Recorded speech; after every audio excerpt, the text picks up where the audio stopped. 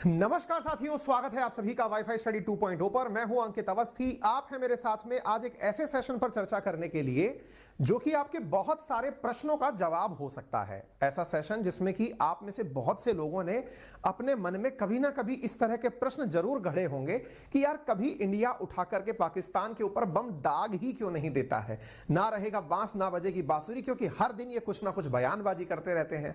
Sometimes आपके दिमाग में ये भी ख्याल आएगा कि यार कई बार पाकिस्तान के नेता इस प्रकार की गलत बयानबाजी करते हुए पाए जाते हैं कि हमने न्यूक्लियर बम को दिखाने के लिए थोड़ी रखा हुआ है, तो क्यों ना यार एक बार में खेला खत्म क्यों ना कर दिया जाए, ऐसे नेताओं की भी संतुष्टि हो जाएगी।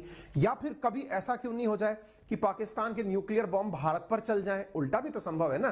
तो ऐसी स्थिति में तो क्या है दोनों देशों के बीच की अंडरस्टैंडिंग, क्या वो कहानी है जिसके चलते आज तक भी ये दोनों न्यूक्लियर कैपेबल स्टेट अपने अपने न्यूक्लियर बॉम्ब्स को संभाल कर रखे हुए हैं? क्या दोनों के बीच में कोई एग्रीमेंट है, या फिर दोनों दुनिया के दबाव में आकर ऐसा करते हैं, या फिर कभी भी किसी भी देश के ऊपर न्यूक्लियर बॉम्ब चलाया जा सकता है? इन सभी प्रश्नों का जवाब आपको आज के सेशन में मिलेगा। यकीन मानिए कि यह सेशन आपके लिए काफी ज्यादा नॉलेजफुल होगा, इसलिए आपसे गुजारिश है कि पहले ही आप इसे साझा कर दीजिए। चैनल पर नए हैं तो लाइक करके ही सेशन शुरू करिए, आगे बढ़िए। चलिए आपके सामने कुछ तस्वीरें दिखाते हैं पहले, जो कि न्यूज की कटिंग्स हैं। आप इन्हें समझिए और फिर आपके सामने सारी बातें रखेंगे। जैसे एक पहला प्रश्न है कि कभी आपने, जैसे दिसंबर 18-22 की एक खबर है, इसमें लिखा है कि after Bilawal uncivilised outburst, Pakistan की एक मंत्री हैं जो भारत पर धमकी देती हुई कहती हैं कि हमने न्यूक्लियर जो बम है वो दिखाने के लिए थोड़ी रखे हैं। पाकिस्तान के मंत्रियों के द्वारा सामान्यतया इस प्रकार के बयान आपको सुनने के लिए मिल जाते हैं। एक ये खबर देखी। ऐसे ही एक और साहब इनसे पूर्व में एक मंत्री रहे हैं, उनका भी स्टेटमेंट सुन लीजिए। पाकिस्तान के मिनिस्टर हैं शेख रशीद, उन्होंने भी न्यूक्लियर वॉर करने की धमकी दी कि हमारे पास न्यूक्लियर बम है, हम चला देंगे। यार ये मंत्री लोग जब तहां देखें, पहले किसी ने दिसंबर में कहा, किसी ने अगस्त में कहा, इनकी धमकियों का परिणाम क्या निकलता है कि बाइडेन खुद आकर के बोलते हैं कि इस दुनिया में अगर कोई सबसे डेंजरस देश है ना, जो सबसे डेंजरस देश है जिसके पास में न्यूक्लियर बम है, तो उसका नाम पाकिस्तान है। क्यों है ऐसा? क्योंकि साहब इनके यहां पर सरफिरे लोग रहते हैं, और उन सरफिरों की कहानी यह है कि वो किसी देश का कैसे नुकसान कर दें कुछ भी पता नहीं है। अर्थात यहां पर इनके बारे में डर पाकिस्तान के साथ साथ अमेरिका को भी है कि ये सरफिरे लोग हैं, इनमें आतंकवादियों के पास में, क्योंकि कई बार तो इनके यहां आतंकवादी ही बहुत ज्यादा सत्ता के अंदर करीबी तक होते हैं। तो ऐसी स्थिति में कहीं किसी गलत हाथ में हथियार पहुंच जाए तो उसकी वजह से कहीं कोई बहुत बड़ा नुकसान ना हो जाए। ये अमेरिका का स्टेटमेंट है।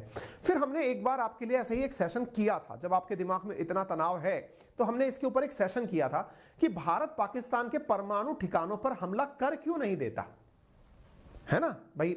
नेता लोग बयानबाजी कर रहे हैं, अमेरिका जानता है कि यह सबसे खतरनाक देश है जिसके पास परमाणु बम है, यानी कि ऐसे व्यक्ति के हाथ में सामान है जिसके ऊपर भरोसा नहीं किया जा सकता। ऐसी स्थिति में हम एक दूसरे के ऊपर हमला कर क्यों नहीं देते, या भारत उसके ऊपर हमला कर क्यों नहीं देता? इसके पीछे का कारण है दोनों देशों ने न्यूक्लियर वेपन्स को लेकर के एक एग्रीमेंट किया हुआ है। वो एग्रीमेंट कहता है, agreement between India and Pakistan, the prohibition of agreement against nuclear installation and facilities. यानी भारत और पाकिस्तान ने एक दूसरे के साथ मिलकर के ये कस्में वादे खा रखे हैं पहले से ही कि हम एक दूसरे के न्यूक्लियर इंस्टॉलेशन पर किसी भी प्रकार का, वॉइस आ रही है ना, और पाकिस्तान, हाँ, कि भाई हम लोगों ने एक दूसरे से कस्में खा रखी हैं कि हम एक दूसरे के न्यूक्लियर इंस्टॉलेशन पर किसी भी प्रकार का हमला नहीं करेंगे। Each party shall refrain from undertaking, encouraging और participating in directly or indirectly any action aimed at causing the destruction or damage to any nuclear installation or facility in the country। अब आप पूछेंगे सर ये इतने विश्वास पात्र हैं क्या? हमें तो लगा था कि ये दोनों हमेशा एक दूसरे के दुश्मन ही रहे हैं और हमेशा रहेंगे। क्या ये दोनों वाकई में इतने अच्छे मित्र हैं कि ये दोनों एक दूसरे को बता करके एक्शन लेंगे? देखिए मजबूरी है बताना। क्यों?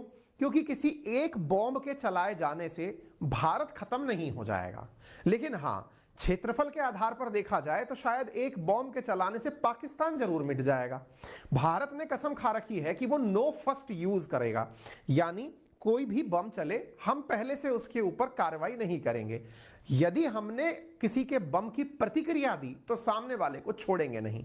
यानी छोड़ेंगे हम किसी भी मायने में किसी को नहीं। अगर किसी ने हमारे ऊपर बॉम्ब चलाया तो प्रतिक्रिया इतनी खतरनाक होगी कि सामने वाला देश पूरी तरह से बर्बाद हो जाएगा।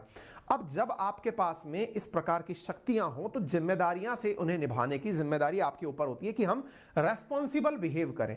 और उस रेस्पॉन्सिबल बिहेव में हमने एक दूसरे के साथ कुछ एग्रीमेंट्स कर रखे हैं और उन्हीं एग्रीमेंट्स के तहत हम हर साल जनवरी और जुलाई में एक दूसरे देश को अपने कहां कहां न्यूक्लियर बॉम्ब रखे हुए हैं उनकी सूचना देते हैं।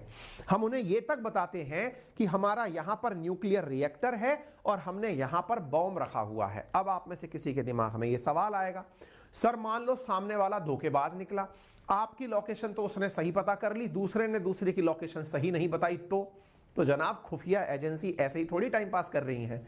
उन्होंने जो जानकारी ऑन पेपर दी है वो हम लोगों को ऑफ द रिकॉर्ड पहले से पता होती है।